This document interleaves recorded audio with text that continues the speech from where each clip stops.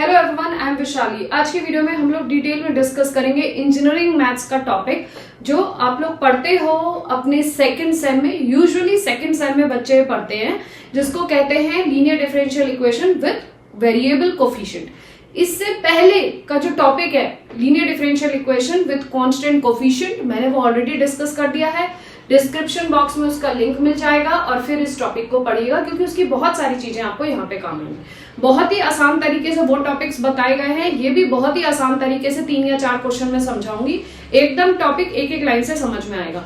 आपको सिर्फ ये काम करना है, अगर आप ये वीडियो को देखते हुए मेरे साथ इस टॉपिक को तैयार कर रहे हैं तो रजिस्टर में 3 से 4 क्वेश्चन एक बार सॉल्व कर लीजिए। फिर आपकी जो इंजीनियरिंग में प्रिस्क्राइब बुक है, जो भी आपकी यूनिवर्सिटी ने या कॉलेज में बुक प्रिस्क्राइब कर रखी है, उससे सेम चैप्टर खोलिए। थ्योरी देखने की जरूरत नहीं है, क्योंकि कॉन्सेप्ट आपको यहीं समझ में आ जाएगा। क्या कॉन्सेप्ट लग रहा है कॉशीज ऑयलर इक्वेशन में, 4 से 5 क्वेश्चंस वहां से कर लीजिए। बस उनका 1-2 बार रिवीजन कर लीजिए। फिर प्रीवियस ईयर क्वेश्चंस में देखिए कैसे क्वेश्चंस आपके एग्जाम में आ रहे हैं, फिर उनको लगाइए। तो ये टॉपिक से आपके नंबर पक्के हैं, ये ध्यान रखिएगा। बट एक रिक्वेस्ट है, अगर आपको वीडियो अच्छी लगती हो, समझ में आए मेरा तरीका, तो बाकी वीडियो जरूर देखिएगा। अपने क्लासमेट के साथ इन वीडियोस को जरूर शेयर करिएगा। बाकी आने वाली और टॉपिक्स आप क्या पढ़ना चाहते हैं वो भी हमें कमेंट के द्वारा जरूर बताइएगा। स्टार्ट करते हैं वीडियो से। इससे पहले मैं ये बताना चाहूंगी, जो भी बच्चे इन वीडियो को देख रहे हैं, अगर CSI नेट की प्रिपरेशन कर रहे हैं या गेट की प्रिपरेशन कर रहे हैं, तो आप मेरे मेंटोरशिप सेशन, मेरी टेस्ट सीरीज, मेरे रिकॉर्डेड बैचेस या लाइव बैचेस से जुड़ सकते हैं, जो ऑलरेडी अवेलेबल हैं। क्लासेस चल रही हैं। अगर ये समझ में नहीं आ रहा कि गेट की तैयारी कैसे करें, कैसे उस चीज को हम लोग अप्रोच करें, कब से तैयारी करें, फर्स्ट ईयर से सेकंड ईयर से, तो आप मेरे मेंटोरशिप सेशंस ले सकते हैं। CSI नेट की तैयारी में कंफ्यूज है तो भी आप मेरे मेंटोरशिप सेशंस ले सकते हैं, जिसमें प्रॉपर गाइडेंस, प्रॉपर एक्सप्लेनेशन आपको हर चीज की दी जाती है। इसके लिए आपको कनेक्ट करना होगा मेरे इस नंबर पे। स्टार्ट करते हैं अपने टॉपिक को। कॉशी ऑयलर इक्वेशंस का मतलब ये होता है कि आपको एक डिफरेंशियल इक्वेशन दी जाए, सेकंड ऑर्डर की, थर्ड ऑर्डर की। यूजुअली आपके एग्जाम में सेकंड या थर्ड ऑर्डर की डिफरेंशियल इक्वेशन आती है। इस डिफरेंशियल इक्वेशन में जो आगे के कोफिशिएंट होते हैं ना, डेरिवेटिव से पहले जो कोफिशिएंट लिखा जाएगा वो एक वेरिएबल होगा। अब वेरिएबल क्या हो सकता है? एक्स के टर्म में, एक्स स्क्वायर के टर्म में। ऐसी टर्म्स वाली जो इक्वेशंस बनती हैं डेरिवेटिव के साथ वेरिएबल कोफिशिएंट की, उनको कहा जाता है differential equation with variable coefficient, या फिर उनको कॉशीज ऑयलर इक्वेशन के नाम से भी जाना जाता है। सबसे पहले एक एग्जाम्पल के द्वारा बताना चाहूंगी। अगर आपको इस तरीके की डिफरेंशियल इक्वेशन दी जाए, जैसे x square d2y by dx square plus x dy by dx plus 9y equal to 0। अगर इस तरीके की डिफरेंशियल इक्वेशन आपको दी गई है, तो आपको दिखाई दे रहा है कि जो आपके कोफिशिएंट्स हैं ये कैसे हैं? वेरिएबल टाइप के। तो आप कौन सा चैप्टर पढ़ रहे हो? आप कॉशी ऑयलर इक्वेशन का चैप्टर पढ़ रहे हो। इसके कॉन्सेप्ट्स लगाए जाएंगे और इस तरीके की इक्वेशन के सॉल्यूशन को निकाला जाएगा। समझ में आया? तो ये जो तरीका है लिखने का, ये कॉशी ऑयलर इक्वेशन या linear differential equation with variable coefficients. Coefficients variable है, वहां पे जोड़ देना है। ठीक है, यहाँ पे ये डिफरेंशियल इक्वेशन एक ली गई है, आप देख सकते हो। डेरिवेटिव्स के साथ हर बार यहाँ पे जो टर्म्स ली गई हैं, ये सारी की सारी वेरिएबल्स ली गई हैं। तो इस तरीके की डिफरेंशियल इक्वेशन को हम कॉशी ऑयलर इक्वेशन कहते हैं।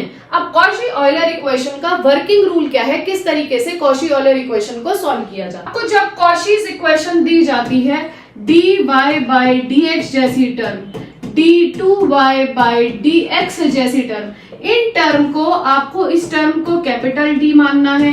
ये d2y बाई dx स्क्वायर वाली टर्म को d स्क्वायर मानना है। d3y बाई dx क्यूब वाली टर्म को d का क्यूब मानना है।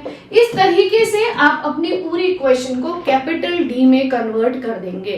पहला स्टेप समझ में आया कि सारे डेरिवेटिव्स D में कन्वर्ट हो जाएंगे। जब सारे डेरिवेटिव्स D में कन्वर्ट हो जाएंगे, तो नेक्स्ट स्टेप क्या है वो बताती हूँ। तो डायरेक्टली क्वेश्चन के टर्म्स में ही हम इसको सीखेंगे। देखिए, जैसे हमें ये क्वेश्चन दिया गया, इसी से सिखाते हैं। हम अगर इस क्वेश्चन को लिखें तो हम सही तरीके से कैसे लिखेंगे? X square d2y by dx square plus 5x dy by dx plus 6y equal to 0। मैं सीधे क्वेश्चन में एक एक स्टेप आपको समझा रही हूं, ताकि आपको इन चीजों की क्लैरिटी बहुत अच्छे से हो सके। ठीक है, देखिए, तो सीधे क्वेश्चन पे आए। यहाँ पे हमें दिख रहा है कि ये जो वेरिएबल लगा हुआ है डेरिवेटिव के साथ, वेरिएबल लगा हुआ है डेरिवेटिव के साथ, तो हमने कहा कि ये वाली जो इक्वेशन है हमारी कॉशी ऑयलर इक्वेशन है, कॉशी ऑयलर इक्वेशन है।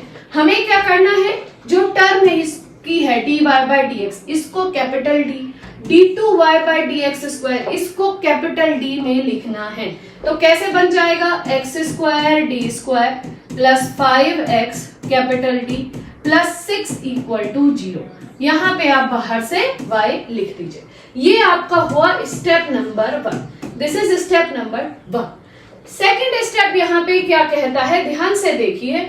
जो भी आपकी टर्म xd जैसी जो टर्म बनेगी उसको आप कैपिटल D लिख देंगे। x स्क्वायर d स्क्वायर जैसी टर्म बनेगी उसको d माइनस 1 लिखेंगे। x क्यूब d क्यूब जैसी टर्म बनेगी उसको d माइनस 1 d माइनस 2 लिख देंगे। सो ऑन कैरी फॉरवर्ड करते रहोगे। समझ में आया? तो क्या ढूंढना है, xd जैसी टर्म। अगर xd जैसी टर्म बन जाए तो उसको d लिख दो। x स्क्वायर d स्क्वायर सी टर्म बन जाए तो d माइनस 1 लिख दो। सो ऑन अगर x एंड dn जैसी टर्म बन जाए तो d minus 1, so on d minus n minus 1 लिख दो। इजी है। स्टेप नंबर 2 क्लियर हो। Moving to the step number 2।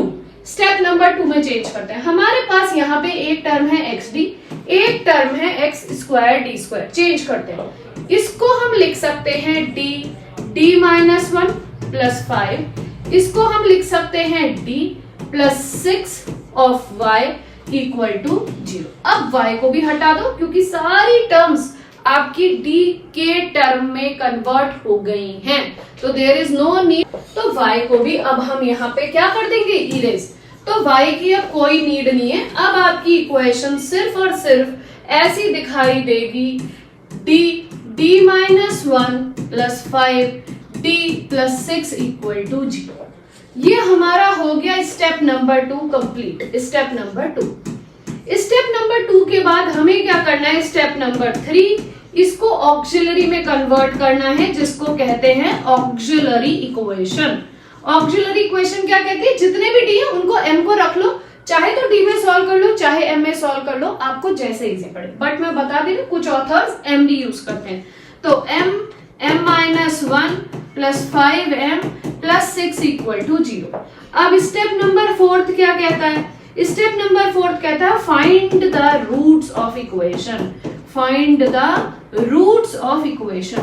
Roots of equation को फाइंड करो। सेकेंड ऑर्डर डिफरेंशियल इक्वेशन बन गई, 2 रूट्स आएंगे, 2 रूट्स इक्वेशन के आपको फाइंड करने हैं। क्या बनेंगे रूट्स, इसको सॉल्व करिए। देखिए m स्क्वायर, इसको सॉल्व कर रही हूं मैं, m स्क्वायर, नेक्स्ट है minus m plus 5m plus 6 is equals to 0। Solve करेंगे तो क्या मिलेगा, हमें मिलेगा m का स्क्वायर प्लस 4 का m plus 6 is equals to 0। ठीक है, अब ये दिख रहा है कि सिंपल, तो इसके फैक्टर्स आएंगे नहीं। इक्वेशन क्या आया, -2 प्लस माइनस i√2। अब समझिए इसका सॉल्यूशन कैसे निकलेगा। इसका सॉल्यूशन जो y होता है वो होता है CF प्लस PI। ठीक है, इसको कहते हैं कॉम्प्लीमेंट्री फंक्शन, इसको कहते हैं पर्टिकुलर इंटीग्रल। जब आपकी डिफरेंशियल इक्वेशन इस तरीके से लिखी है, ये है ना x square D square plus 5xd plus 6y equal to 0, ये एक होमोजीनियस टाइप ऑफ इक्वेशन है क्योंकि इसमें RHS आपका 0 है। ये सारा कुछ मैंने प्रीवियस लेक्चर्स में बता रखा है, बट फिर भी जो बच्चे इसी वीडियो को देख रहे हैं तो उनके लिए बता दूं कि आई बटन से ऊपर दूसरी वीडियो को करस्पॉन्ड कर दें। थोड़ा सा हिंट यहाँ पे दे देती हूँ, जब राइट साइड 0 हो तो इस तरीके की इक्वेशन को कहते हैं होमोजीनियस डिफरेंशियल इक्वेशन। जो होमोजीनियस डिफरेंशियल इक्वेशन है ना, उसके सॉल्यूशंस को हम कॉम्प्लीमेंट्री फंक्शन कहते हैं। तो यहां से हमें y किसके बराबर मिलेगा, CF के बराबर। PI जो होता है वो कहलाता है पर्टिकुलर इंटीग्रल। अगर आपकी वैल्यू 0 के बराबर नहीं होती, कोई फंक्शन ऑफ QX होती, तब हमारा राइट हैंड साइड नॉट 0 होता, तो तब हम पर्टिकुलर इंटीग्रल भी फाइंड करते। तो नॉन होमोजीनियस के लिए हमारा कंप्लीट सॉल्यूशन बन जाता complementary function plus particular integral. क्योंकि यहाँ पे सिर्फ और सिर्फ राइट साइड ही सॉल्व करनी है, लेफ्ट साइड में हमें कुछ दिया ही नहीं गया है, इसलिए यहाँ पे सिर्फ और सिर्फ कॉम्प्लीमेंट्री फंक्शन ही आप लोग फाइंड करोगे। ठीक है, अब बात करते हैं बाकी कॉम्प्लीमेंट्री फंक्शन क्या है, पर्टिकुलर इंटीग्रल क्या है, उसके लिए प्रीवियस वीडियो को करस्पॉन्ड करें। हमारे को फाइंड क्या करना है, y is equal to CF which is equal to solution किस तरीके का, सॉल्यूशन आपका इमेजिनरी सॉल्यूशन है। जब भी इमेजिनरी टाइप ऑफ सॉल्यूशन हो तो इसका सॉल्यूशन कैसे लिखा जाता है ये भी आप कांस्टेंट कोफिशिएंट वाले से सीख चुके हैं, फिर भी यहां दोबारा बता रहे हैं। देखिए e to the power m1z c1 cos beta z plus c2 sin beta z, पूरा का पूरा आपका जो ये फंक्शन है z के टर्म में सॉल्यूशन देगा। क्लियर है, z के टर्म में सॉल्यूशन देगा। यहाँ पे आ जाइए कि हमने अबव डिफरेंशियल इक्वेशन को कन्वर्ट कर दिया linear differential equation with constant coefficient, तो हमारा सॉल्यूशन y is equals to CF plus PI में आएगा और सॉल्यूशन हमारा z के टर्म्स में होगा। समझ में आया, ये स्टेप हम लोग अब कर रहे हैं। तो हमारा जो सारा का सारा सॉल्यूशन है अब वो z के टर्म में आएगा, क्योंकि हमने देखो यहाँ पे इस इक्वेशन को कांस्टेंट कोफिशिएंट वाले फॉर्मेट में कन्वर्ट कर दिया। आगे हम जो भी कांस्टेंट कोफिशिएंट की टेक्निक्स हैं वो अप्लाई करेंगे, इसीलिए उस लेक्चर को पढ़ना बहुत जरूरी है। मैंने आपको टेक्निक बता दी कि सॉल्यूशन किस तरीके से लिखा जाएगा। अब इस सॉल्यूशन को लिखते हैं। देखिए y is equal to e to the power m1 क्या है आपका दिस, m1 कह दीजिए या फिर आप इसको अल्फा कह दीजिए, जो भी आपको अच्छा लगे। तो हमने कहा लेट अल्फा की वैल्यू -2 है, मतलब जो भी आपका real part of this root है, और बीटा की वैल्यू आपका क्या है रूट ऑफ 2, तो ये रखेंगे तो -2z ब्रैकेट के अंदर c1 cos बीटा की वैल्यू क्या है √2z plus c2 sin √2z। हमने ये इक्वेशन इस तरीके से लिखी। ठीक है, ये जो सॉल्यूशन था ये इस इक्वेशन के फॉर्म में लिख दिया। अब क्योंकि हमारे पास देखो जो क्वेश्चन था x और y में था, तो क्वेश्चन x और y में, तो सॉल्यूशन भी तो x और y में आना चाहिए ना। ये y और z में कैसे आ गया, इसका मतलब z को कन्वर्ट करना पड़ेगा। तो अब नेक्स्ट स्टेप आपका your step number 4 which is the last step. Step number 4 क्या कहता है, देखिए स्टेप नंबर 4 कहता है यहाँ पे जहां जहां पे x हो उसको e to the power z लिख दीजिए, जहां जहां पे z हो उसको log x लिख दीजिए। इस तरीके से आप पूरे के पूरे क्वेश्चन को x में कन्वर्ट कर देंगे बाय रिप्लेसिंग z। ठीक है, तो e to the power z को हमें x लिखना है। यहाँ पे आते हैं e to the power z को हम x लिखते हैं, तो हमारे y की वैल्यू क्या बन जाएगी, हमारा सॉल्यूशन कन्वर्ट हो जाएगा e to the power z को x लिखेंगे तो x की पावर -2, जहां पे z है वहां पे log x लिखेंगे तो c1 ऐसे ही रहेगा, cos ऐसे ही रहेगा, √2 ऐसे ही रहेगा, z की जगह log x, ठीक है, प्लस c2 ऐसे ही रहेगा, sin ऐसे ही रहेगा, √2 ऐसे ही रहेगा, z की जगह log x।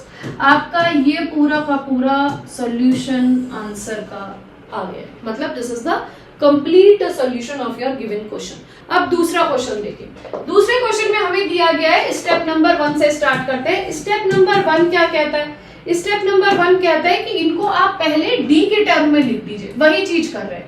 इस बार देखो जो गिवन डिफरेंशियल इक्वेशन है हमारी नॉन होमो टाइप की डिफरेंशियल इक्वेशन है, ठीक है, नॉन होमोजीनियस। तो यहाँ पे जो सॉल्यूशन आएगा वो CF प्लस PI के फॉर्म में आएगा। CF भी निकालना पड़ेगा, PI भी निकालना पड़ेगा, ठीक है। तो पहले कॉम्प्लीमेंट्री फंक्शन निकालते हुए चलते हैं। क्या कहेगा, डी में कन्वर्ट कर दो तो x² d² -3xd प्लस 4 और यहाँ ब्रैकेट के बाहर निकाल दो y which is equal to 2 of x²। ये पूरा x में है। अब ये तो आपने सब xd में कन्वर्ट कर दिया, ये क्योंकि you are writing the solution in terms of z and then you will be converting in terms of x and y। तो भाई x को भी मुझे z में कन्वर्ट करना पड़ेगा। तो क्या होता है, e to the power z is equals to x या log of x is equals to z। x की वैल्यू में क्या लिख सकती हूँ, e to the power z। तो राइट साइड दिया है मुझे 2x², मैं लिख सकती हूँ 2e to the power z 2z। क्या बन जाएगा, 2e to the power 2z क्या बन जाएगा राइट साइड। इसको ऐसे ही छोड़ते हैं। अभी पहले लेफ्ट हैंड साइड का लिखने की कोशिश करते हैं। तो इस हिस्से को आप अभी फिलहाल के लिए बना दो जी, फिलहाल के लिए आप इस वैल्यू को रख लो 0, है ना, राइट हैंड साइड पे जब आएंगे तब आपको समझाएंगे। अभी हम सिर्फ CF निकाल रहे हैं, to find y is equals to CF। PI पे जब आएंगे तब वो समझाऊंगे। अब हमें क्या करना है, इसको जो x स्क्वायर d स्क्वायर है उसको d -1 रखना है, जो xd है उसको d रखना है। रखिए, ये इक्वेशन नंबर 1 मानिए, इसमें रखिए क्या बन जाएगा, ये d -1 माइनस 3d + 4 = 0। तो ये क्या बन रहा है, d square minus d minus 3d + 4 = 0, which is equal to d square minus 4d + 4 = 0। इसको सॉल्व करके सेकेंड ऑर्डर की डिफरेंशियल इक्वेशन है, 2 रूट्स फाइंड करेंगे। 2 रूट्स क्या करना है, फाइंड करना है, 2 रूट्स को फाइंड करेंगे। ठीक है, क्या बन जाएगा रूट, d - 2 का होल स्क्वायर इक्वल टू 0। तो रूट्स क्या हो गए, रूट्स हो गए आपके 2 और 2। अब मैंने यहाँ पे m में कन्वर्ट करके नहीं करा, अगर आपको दिक्कत है डायरेक्ट d से ही सॉल्व कर लो, ठीक है, कोई दिक्कत नहीं है। If you want you can directly solve it with respect of d। और अगर आपको दिक्कत है तो आप इसको m में भी लिख सकते हो डायरेक्टली, ये बन जाएगा m - 2 का होल स्क्वायर, जिसको ऑक्सिलरी कह लेना, और आप m = 2 2 रिपीटेड रूट्स है। अब देखिए, जो पूरी डिफरेंशियल इक्वेशन है हमारी ये वाली, ये पूरे के पूरे कांस्टेंट कोफिशिएंट में कन्वर्ट हो गई। This differential equation is converted to a constant coefficient. तो अब जो इसका सॉल्यूशन लिखने का तरीका है वो भी कांस्टेंट कोफिशिएंट वाला ही काम में आएगा। तो क्या बन जाएगा solution, y = c1 + c2z e⁻²z। ठीक है, ये हमारा क्या निकला, ये हमारा CF निकला। अब हमें राइट हैंड साइड की वैल्यू सॉल्व करनी है, तो हमें निकालना है y = CF + PI। PI निकालने के लिए हमारा फॉर्म क्या होता है, 1 जो आपका ये जो आपकी इक्वेशन है ये d² - 4d + 4। तो आप इसको क्या लिखोगे, d² - 4d + 4। आपने ये वाली टर्म जो आपकी लेफ्ट हैंड साइड में थी, देखिए मैं फिर भी दोबारा बता देती हूँ जिन बच्चों को बिल्कुल PI लिखना नहीं आता। PI के लिए क्या फॉर्मूला होता है, PI की वैल्यू होती है 1/FD और इनटू में QX, ये फॉर्मूला होता है। ठीक है, हमारे पास जो Q है यहाँ x के टर्म में नहीं होगा, यहाँ z के टर्म में होगा। तो Q हमने अभी कन्वर्ट किया 2e⁻²z के बराबर है। ठीक है, तो QZ तो मेरा 2e⁻²z हो गया। 1 जो डेरिवेटिव वाला फंक्शन है वो क्या है, ये चीज है, ये है FD, लेफ्ट हैंड साइड की वैल्यू, ये FD है क्योंकि लेफ्ट हैंड साइड की वैल्यू ये है। तो ये क्या है आपकी d² - 4d + 4, ये है आपकी लेफ्ट हैंड साइड की वैल्यू। क्लियर, इसको सॉल्व करोगे तो आपको PI की वैल्यू मिलेगी।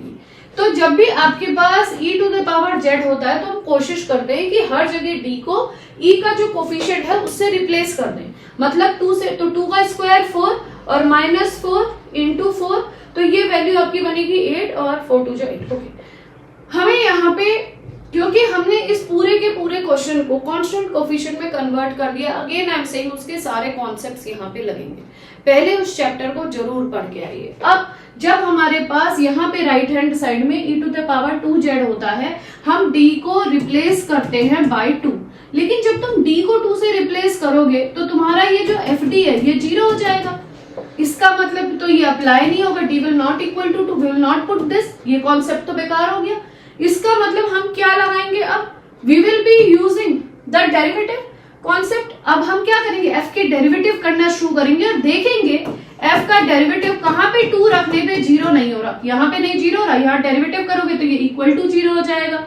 इसका मतलब यहाँ पे भी कंडीशन फेल हो गई है ना। इसका मतलब अब f का डबल डेरिवेटिव करके देखो, f का डबल डेरिवेटिव आप करोगे तो आपको सिर्फ d मिल जाएगा, मतलब आपको 2 मिल जाएगा which is not equal to 0। तो यहाँ पे क्या पुट करा जाएगा, f का डबल डेरिवेटिव।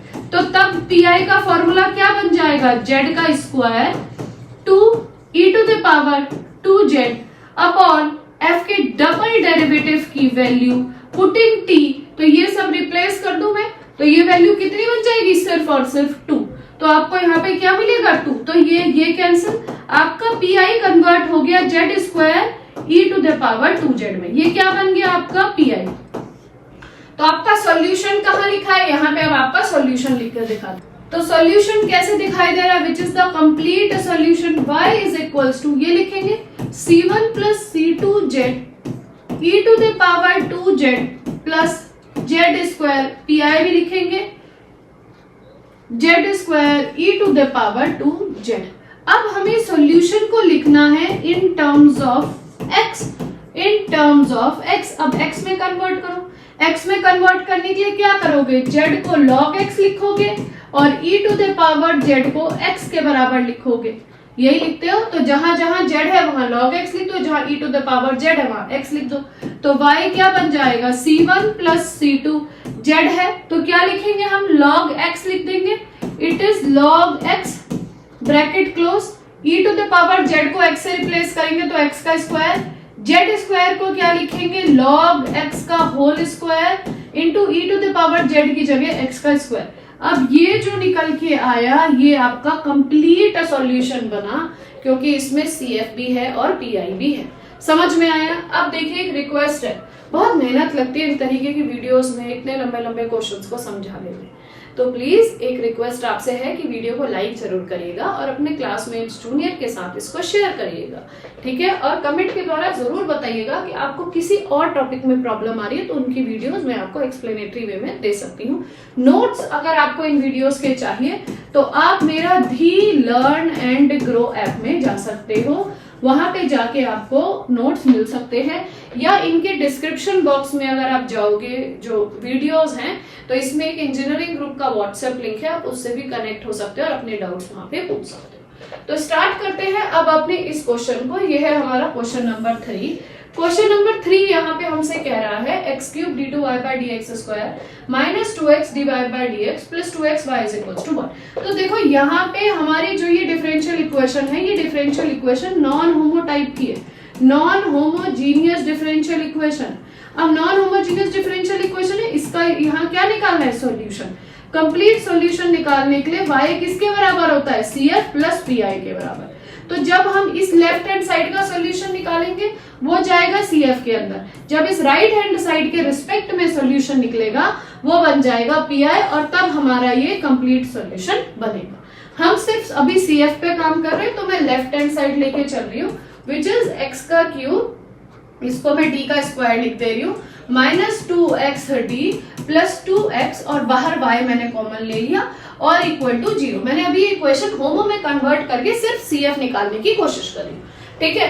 अब जब मुझे इसका CF निकालना है तो यहाँ पे देखो इसमें से मैं x भी कॉमन ले लूं, क्योंकि मेरे पास टर्म तो x स्क्वायर डी स्क्वायर के मिलने हैं, x d के मिलने हैं, या x क्यूब डी क्यूब जैसे मिल रहे हैं, एक x एक्स्ट्रा, इस x को बाहर निकाल दो। अगर मैं इस x को बाहर निकाल दूं तो ये बन जाएगा x square D square minus 2d directly plus 2 और यहाँ पे y इक्वल टू 0। अब इस y को भी यहाँ से हटा दो या यहाँ पे राइट हैंड साइड में 1 लिख दो, ठीक है, ताकि मैं आपको दिखा सकूं। राइट हैंड साइड में 1 था, ये मैंने ले लिया। अब जो ये x है ये उठा के मैं यहाँ डाल दूं इसके नीचे, तो मैं यहाँ से इस चीज को इरेज कर दूं, ठीक है। अब ये जो मेरी इक्वेशन है, ये मेरी इक्वेशन पूरी कन्वर्ट हो गई प्रॉपर फॉर्म में, मुझे जैसी चाहिए। अब इस इक्वेशन का जो ये लेफ्ट हैंड साइड है मैं इसे सॉल्व कर रही हूँ, तो ये मेरी बन जाएगी x square D square minus 2d plus 2 is equal to 0। ये मेरी एक ऑक्सिलरी इक्वेशन में कन्वर्ट हो गई। करेक्शन कर लीजिए, ये 2 होगा, ये भी 2 होगा, तभी यहाँ पे एक x बनेगा, ठीक है, क्योंकि इस तरीके से कन्वर्ट किया इसमें 2d में एंड दिस। तो now this will be converted to d minus 1 minus 2d plus का 2 इक्वल टू 0। सॉल्व करिए, d square minus d minus 2d plus 2 equal to 0। अब इसका आंसर क्या आएगा, this will be your d का square minus 3d plus 2 equal to 0। अब इसको auxiliary equation में कन्वर्ट करो। जब इसको ऑक्सिलरी इक्वेशन में कन्वर्ट करोगे तो इट विल बी m का square minus 3m plus 2 equal to 0। तो रूट्स ऑफ इक्वेशन क्या बने, रूट्स ऑफ इक्वेशन आपके बने 1 और 2। तो यहाँ पे हमें जो m की वैल्यू मिली वो मिली 1 और 2। अब इसको सॉल्यूशन के रूप में लिखिए, यहाँ लिखते हैं सॉल्यूशन के रूप में। तो y is equals to CF is equals to C1, 1 और 2 है, C1 e to the power z plus C2 e to the power 2z। हमारा y कन्वर्ट हो गया। पे काम करते हैं, PI पे काम करने के लिए पहले इक्वेशन को लिख लेते हैं। हमारी रिड्यूस्ड इक्वेशन बनी थी ये, इसी को उठाते हैं।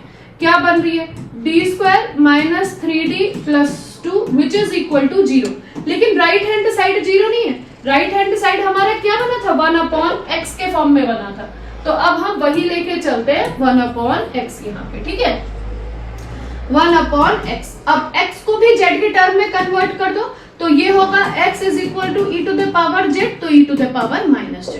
अब ये जो चीज है ये क्या हो गया, fd, प्रीवियस वाले क्वेश्चन में बताया था pi का फॉर्मूला क्या होता है, 1/fd into Q of z, मतलब ये राइट हैंड साइड वाली वैल्यू।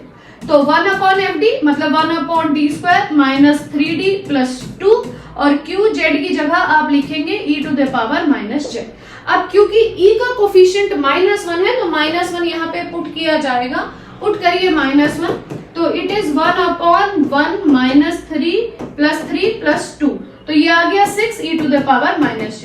तो 1/6 e to the power minus z आपका सॉल्यूशन बना है pi का, ठीक है। अब कंप्लीट सॉल्यूशन लिखिए, कंप्लीट सॉल्यूशन आपका क्या बनता है, यहीं पे लिख देते हैं इसके आगे कंप्लीट, ये आया है plus 1/6 e to the power minus z।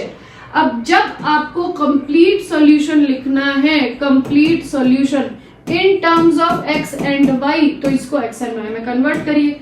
y is equals to c1, क्या करेंगे, x is equals to e to the power z and z is equals to log of x, ये लिखना है। तो c1 e to the power z की जगह x plus c2 x का square plus 1/6 x की power -1, this is your complete solution. यहाँ पे मैंने आपके साथ 3 क्वेश्चन डिटेल में डिस्कस किए, इनके अगर आपको नोट्स चाहिए तो आप मेरे डिस्क्रिप्शन बॉक्स में ऐप का लिंक है, व्हाट्सएप ग्रुप का लिंक है, वहां जाके मुझसे मांग सकते हैं, मैं आपको इनके नोट्स प्रोवाइड कर दूंगी, ठीक है। और अपने बाकी क्लासमेट के साथ इन वीडियोस को जरूर शेयर करिएगा, प्लीज चैनल को लाइक करें, और अपने क्लासमेट्स के साथ जो बच्चे इंजीनियरिंग के हैं बताएं किस यूनिवर्सिटी से आप लोग पढ़ते हैं। और अगर आपको, क्योंकि मैं ऑलरेडी 6-7 साल से गेट मैथ्स के स्टूडेंट्स को, गेट स्टूडेंट्स को मेंटोरशिप देती हूँ, गाइडेंस देती हूँ, मेरे ऑलरेडी पेड बैचेस चलते हैं, लाइव बैचेस चलते हैं। अगर आप चाहते हैं इंजीनियरिंग सब्जेक्ट में अपने गेट को एग्जाम को देकर एमटेक में एनरोलमेंट लेना, तो उसकी मेंटोरशिप सेशन से भी आप जुड़ सकते हैं, जहां पे आपको प्रॉपर गाइडेंस दी जाएगी कि किस ईयर से आप अपने एमटेक की तैयारी करिए और कौन कौन से ऐसे कॉलेजेस हैं जो आप आने वाले समय पे ट्रैक कर सकते हैं एमटेक के एडमिशन के लिए, और कौन कौन से ऐसे सब्जेक्ट्स हैं जो आप सेकंड ईयर के दौरान, थर्ड ईयर के दौरान, फोर्थ ईयर के दौरान अपनी तैयारी में इंपॉर्टेंस वेटेज वाले सब्जेक्ट को तैयार करके अपनी प्रिपरेशन को बूस्ट कर सकते हैं। इन सब चीजों से जुड़ना है तो मेरे व्हाट्सएप नंबर पे आप मैसेज कर सकते हो 8860338338, जहां पे मैं आपको गाइडेंस प्रोवाइड कर सकती हूँ। सिर्फ व्हाट्सएप मैसेज के थ्रू आपको कनेक्ट करना होगा, तो मेरी टीम आपसे बात करके आपको गाइडेंस प्रोवाइड करेगी। So thank you for watching this video.